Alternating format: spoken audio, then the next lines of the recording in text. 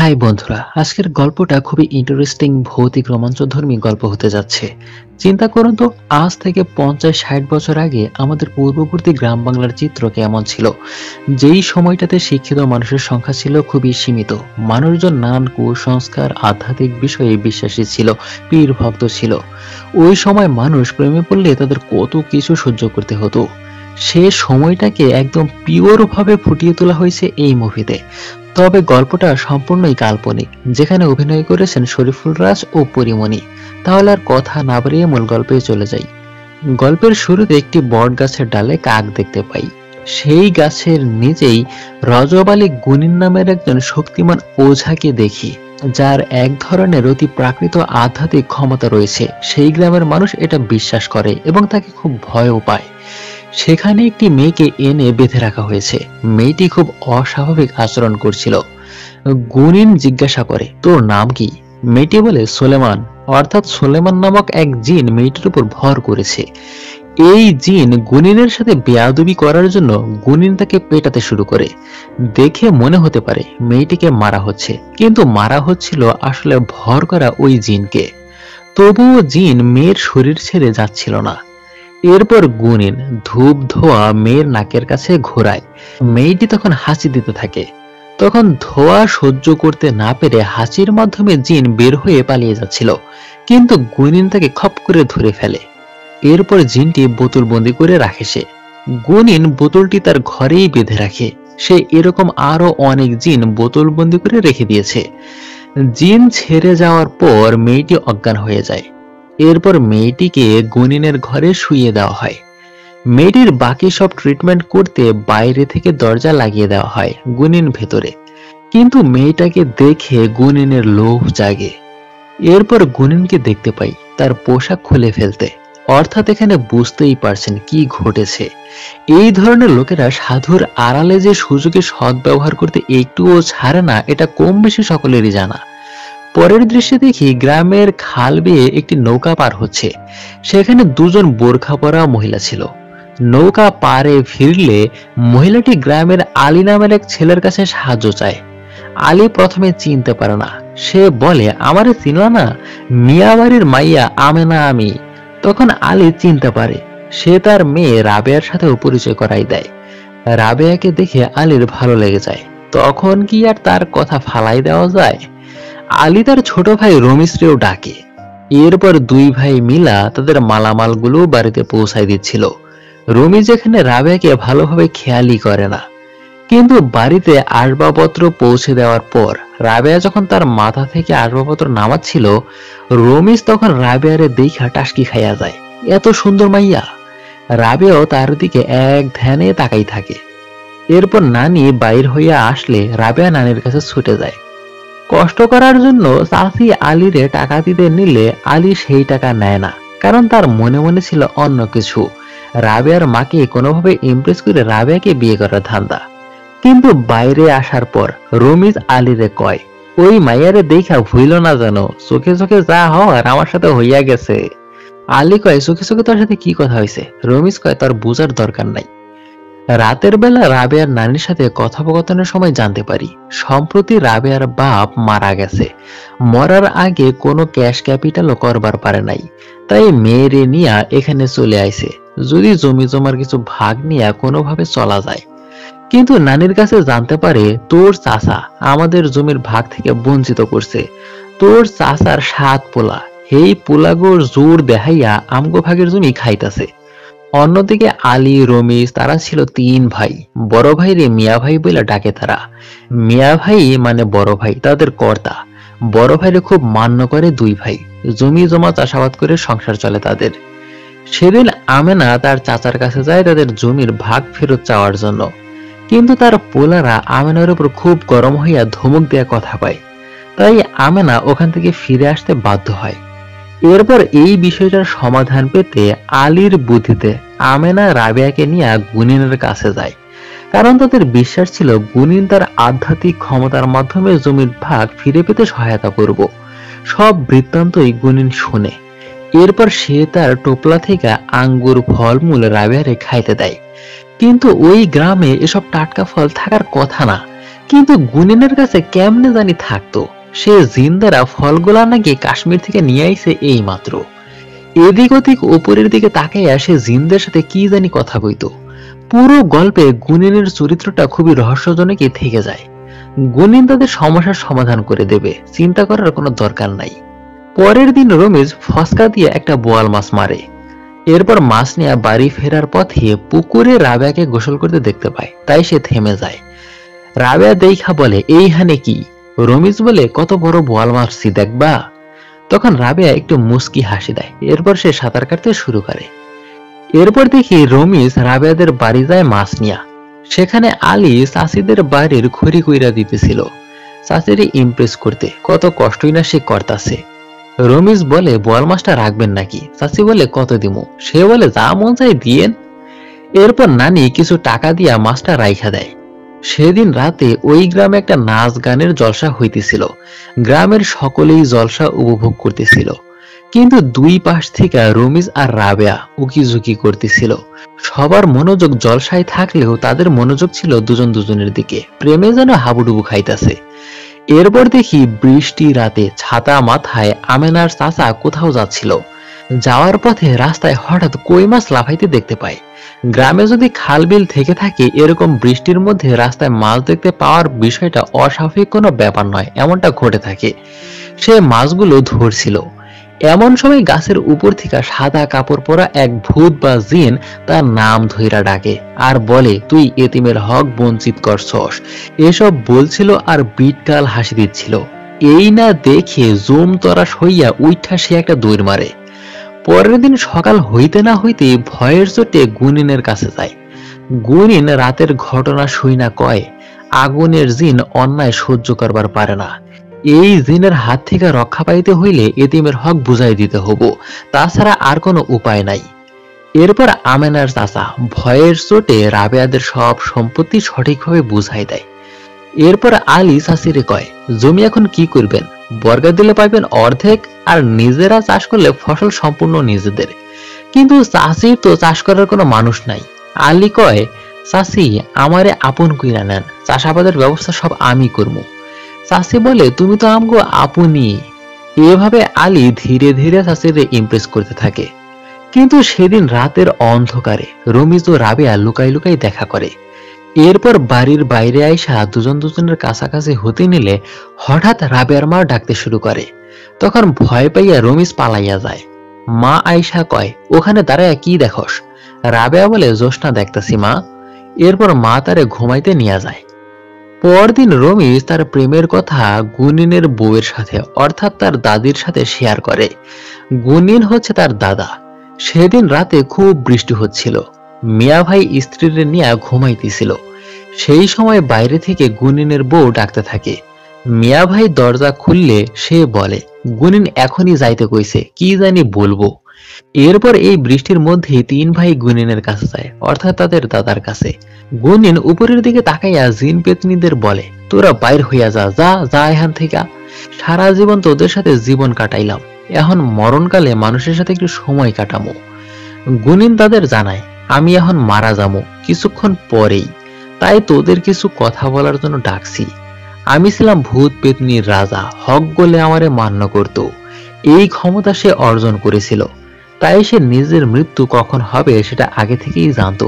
সে কয়, একটা জিন তোদের ক্ষতি করব, আমি মরলে তখন তিনজনেরই খুন করব। এই কথা শুই না তারা ভয় পাইয়া যায়। গুনিন কয়, ডরাইস না, তোকে একটা মন্ত্র শিখাই দিমু। মন্ত্র বলে তোরা যা চাবি তাই পাবি, টাকা পয়সা ধন দৌলত এমনকি মাইয়া লোকও। তবে এই মন্ত্র তিনজনের শিখান যাইব না, যে কোনো একজনের শিখামু। এখন বল তোদের মধ্যে কারে শিখামু? রমিজ কয়, আমারে শিখান। এরপর আলী কয়, না আমারে শিখান। কিন্তু মিয়া ভাই কিছুই কয় না, শুধু দুইজনের কাহিনী দেখতেছিল। দুই ভাই তো ঝগড়া লাগাই দেয়, কারে মন্ত্র শিখাবো এটা নিয়া। ঝগড়া থেকে হাতাহাতি মারামারিতে রূপ নেয়। দুই ভাইয়ের ঝগড়ায় হঠাৎ রমিজের লাথি খাইয়া গুনিন চকি থেকে নিচে পইরা যায়। দুই ভাই হাতাহাতি করতে করতে বাইরে চলে আসে, বৃষ্টির মধ্যে পাশরাপাশরি করতে থাকে। মিয়া ভাই গুনিনের নাকের কাছে হাত দিয়ে চেক করে দেখে তার দম নাই, গুনিন মারা গেছে। তাই সে ভয় পাইয়া যায়। গুনিন তো বলছিল একটা জিন তাদের খুন করব, কিন্তু মন্ত্র শেখানোর আগেই সে মারা গেল। এখন কি উপায়? দুই ভাই তো বাইরে এখনো ঝগড়া করতেছে। এরপর বড় ভাই আয়শা দুইজনের ঘাড় কাদার মধ্যে চেপে ধরে। দম নিতে না পাইরা তারা দুই ভাই অজ্ঞান হয়ে যায়। সকাল হওয়ার পর দুই ভাইয়ের যখন জ্ঞান ফিরে আসে, তখন তারা মনে করার চেষ্টা করে রাতে কি ঘটনা ঘটছে। গ্রামের সবাই তো যাই না গেছে, গুনিন মারা গেছে, তাই সবাই আসল ঘটনা শোনার জন্য আইছে। কিন্তু তারা তিন ভাই কেউই সত্য কথা বলে না। গুনিন যেহেতু একটু আধ্যাত্মিক টাইপের মানুষ ছিল, তাই বড় ভাই বলে হঠাৎ বাতাসের সাথে বাইরে থেকে একটা কাঠি ঘরে ঢুকলো, আর সেটা চারদিকে ঘুরতেছিল। গুনিন কইল এইটা জিন। এরপর কাঠিটা ঘুরতে ঘুরতে বিশাল পায়ে রূপ নিল। এরপর গুনিনরে মারল এক লাথি। চোখে থেকে পুইরা ক্যাক করে উঠল। আমি দিলাম দৌড়। অপর দুই ভাই যখন ঝগড়া করতেছিল, তখন নাকি জিন তাদের দুজনের গলা চাপা ধরছিল। গ্রামের মানুষ তাদের এসব কথা বিশ্বাস করে। গুনিন যেহেতু তন্ত্র মন্ত্র করত, তাই এক হুজুর বলে এইসব কাজ হইতেছে শিরক, সে শিরক করত। আর এই শিরক করা মানুষরে প্রথমত তারা কবর দিতে চাচ্ছিল না। তাই বড় ভাই কয় গুনিন মইরা গেছে, তার জিন ভূত তো আর মরে নাই, কবর না দিলে জিনেরা এই গ্রাম শেষ কইরা দিব। এই কথা শুনে সবাই ভয় পাইয়া যায়, কারণ তারা গুনিনের ক্ষমতা সম্পর্কে জানতো। এরপর তারা কবর দিতে রাজি হয়। কিন্তু গুনিনের জন্য একে একে যত কবরই খোঁড়া হচ্ছিল, সবগুলা কবর থেকে পানি উঠতাছিল। তাই বাধ্য হয়ে ওইভাবেই তাকে কবর দেওয়া হয়। সে শিরক করতে বলে হয়তো মাটিও তারে গ্রহণ করতে চায় নাই। অন্যদিকে রাবেয়ার নানি নামাজ কালাম পড়তো। সে সূরা কালাম পড়ে অনেকেই ফু দিয়া দিত। এমন দৃশ্য গ্রাম অঞ্চলে অনেক নানি দাদি চাচির মধ্যে লক্ষ্য করা যায়। এরপর হঠাৎ আলী রাবেয়ার মাকে আয়শা রাবেয়াকে বিয়ার প্রস্তাব দেয়। রাবেয়ার মা বলে আমার তো তোমারে পছন্দই, কিন্তু মায় রাজি হবো কিনা কথা বইলা দেখি। আলী খুশিতে চাচিরে সালাম করে চলে যায়। কিছুক্ষণ পর রমিজ বিয়ার খবর পাইয়া চাচিরে আয়শা কয় রাবেয়া আমার তোমার মায়ারে জিগাইয়া দেখো। চাচি বলে আমার মাইয়া যার কাছে মন চাই তার কাছে বিয়া দিমু, তুই কেরা? রমিজ বলে রাবেয়ারে আমি বিয়া করমু, এই বলে চলে যায়। রাবেয়ার পছন্দ রমিজ রে, কিন্তু মা বিয়া দিতে চায় আলীর সাথে। সেজন্য মা রাবেয়ারে ধমকায়।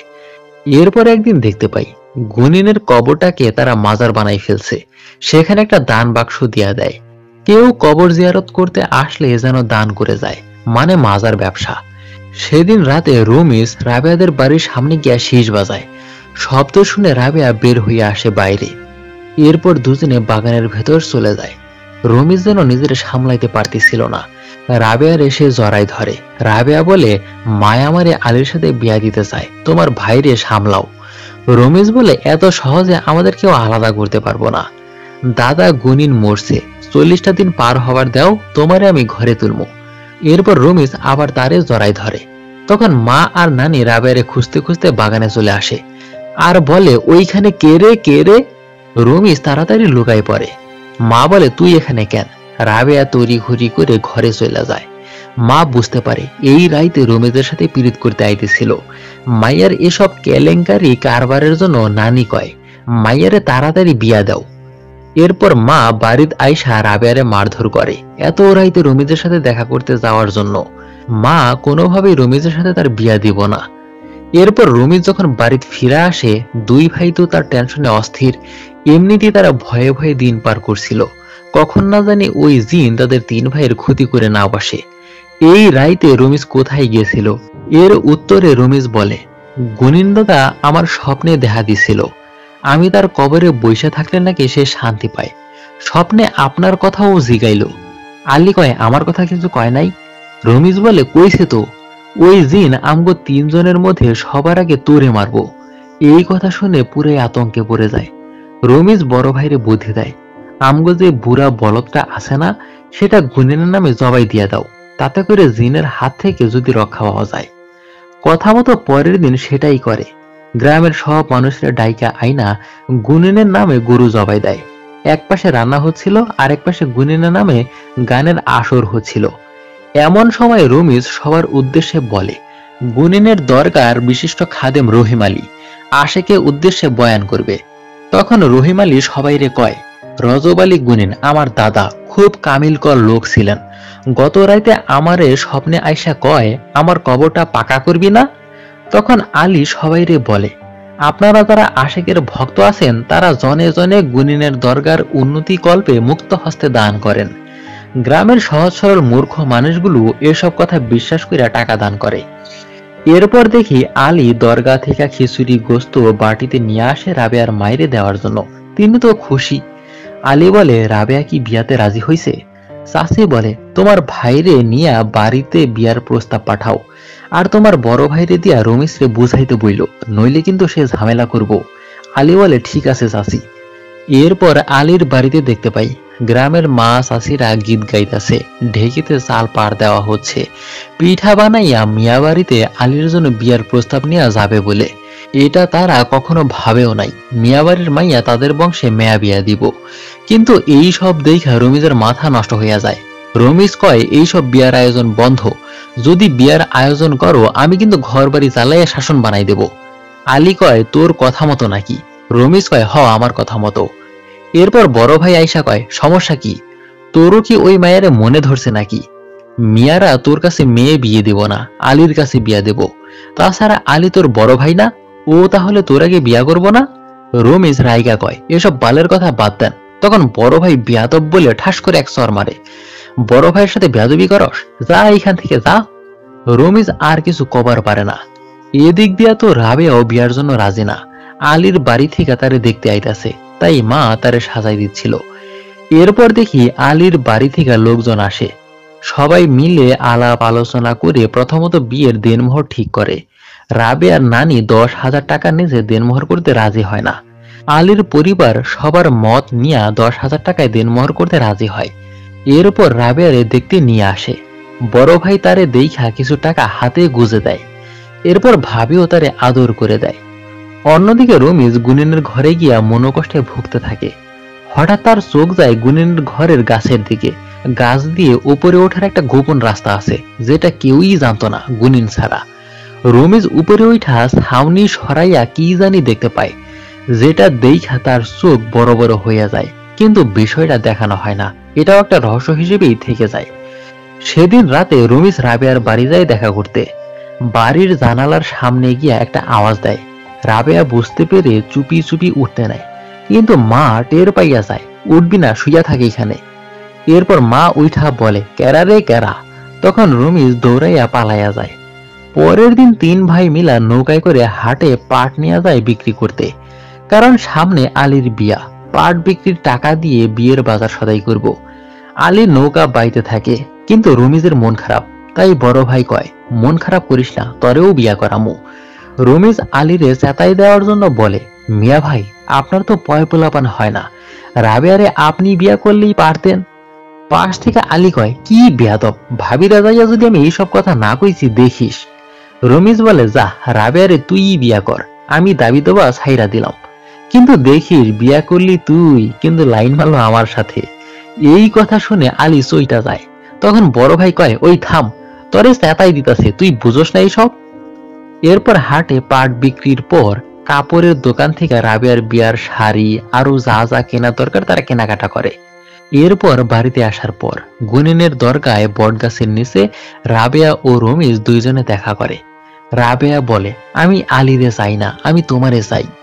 এরপর রমিজ রাবেয়ারে নিয়ে গুনিনের ঘরে যায়। ভেতর থেকে খিল আটকাইয়া দেয়। রাবেয়া বোরখা খুলে।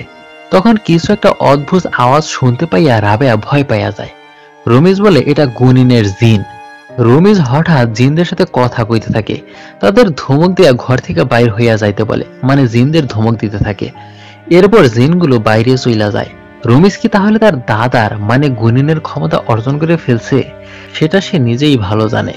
তখন বাইরে থেকে হঠাৎ আলী দরজা ধাক্কাইতে থাকে, সাথে বড় ভাইরও সাথে নিয়ে আইছে।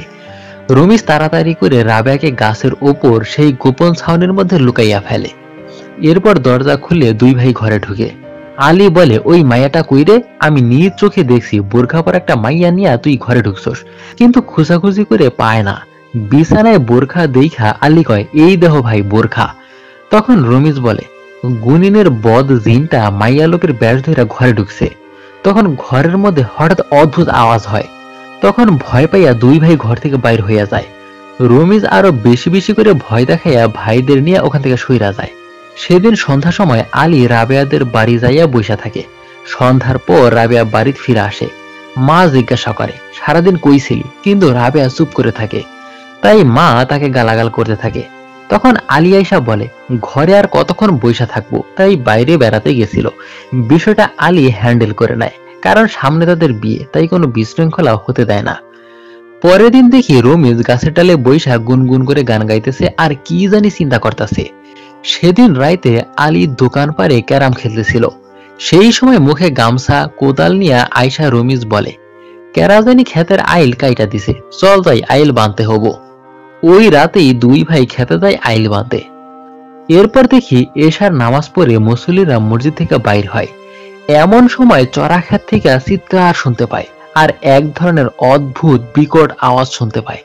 আবার আকাশে বিজলিও চমকাইতাছে, তাই সবাই ভয় পাইয়া যায় ওইখানে হইতাছে এটা কি। এরপর মিয়া ভাইরে সাথে নিয়ে গ্রামের সবাই মশাল হাতে ওই জায়গায় যায় দেখার জন্য সেখানে কি হচ্ছে। গিয়া দেখে আলীরে কেউ একজন মাইরা কাদার মধ্যে গাইরা ফেলছে। আলীর সাথে ক্যারাম খেলা ওই লোক রমিজরে বলে তুমি না মিয়া আলীরে ডাইকা নিয়ে গেলা।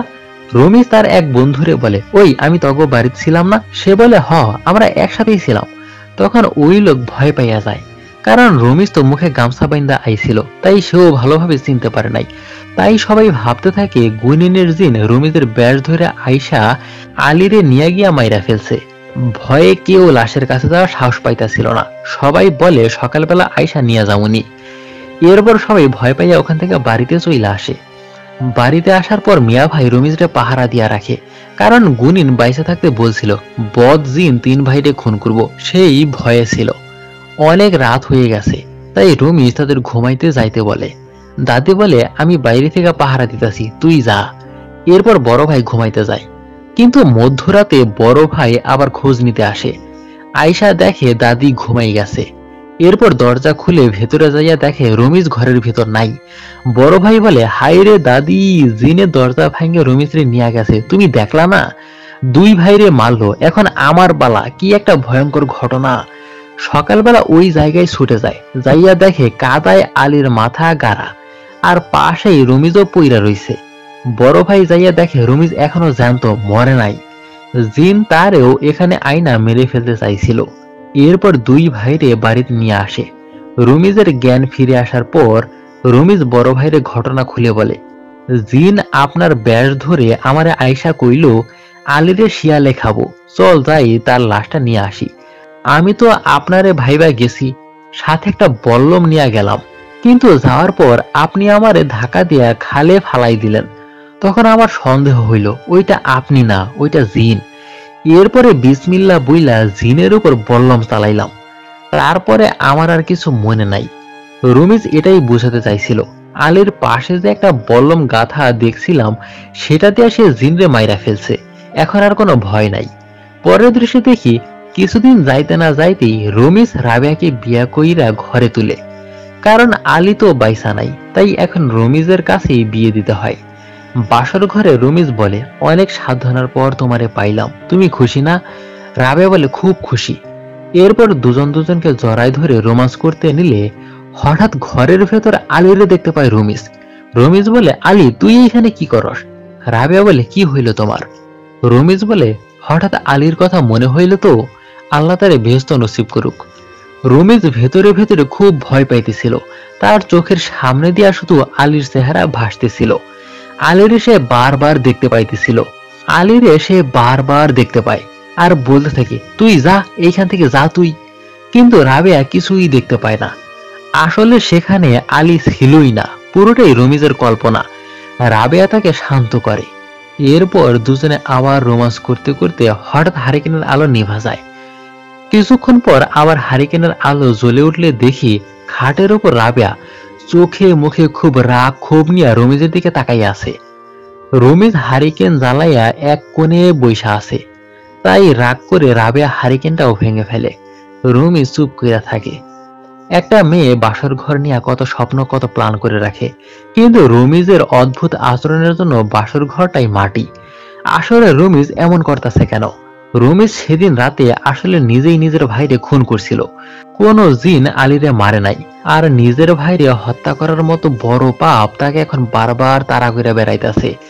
নারীর লোভে পড়ে নিজের ভাইরে হত্যা করার মতো অপরাধ তার পিছু ছাড়তেছে না, এটা সে অনুভব করতে পারে। তাই সে বারবার আলীরে দেখতে পায়। কিছু বিষয় রহস্য রেখে মুভিটা এখানে শেষ করা হয়। পুরো গল্পে অনেক কিছুই তুলে ধরা হয়েছে, তবে সব বিষয় একেবারেই তুচ্ছতাচ্ছিল্য করার মতো নয়, কারণ পৃথিবীতে অনেক রহস্যই থাকে যেগুলোর কোনো ব্যাখ্যা কেউ দিতে পারে না। তবে গ্রাম বাংলার অশিক্ষিত বা পারিবারিকভাবে অনেক কুসংস্কারে একটা বিশ্বাস গড়ে ওঠার মতো চিত্র ভালোভাবেই পরিলক্ষিত হয়। তবে সময়ের সাথে সাথে এখন অনেক কিছুই বদলে গেছে। সবশেষে গল্পটি আপনাদের কেমন লাগলো অবশ্যই কমেন্ট বক্সে জানাবেন। সবাইকে ধন্যবাদ।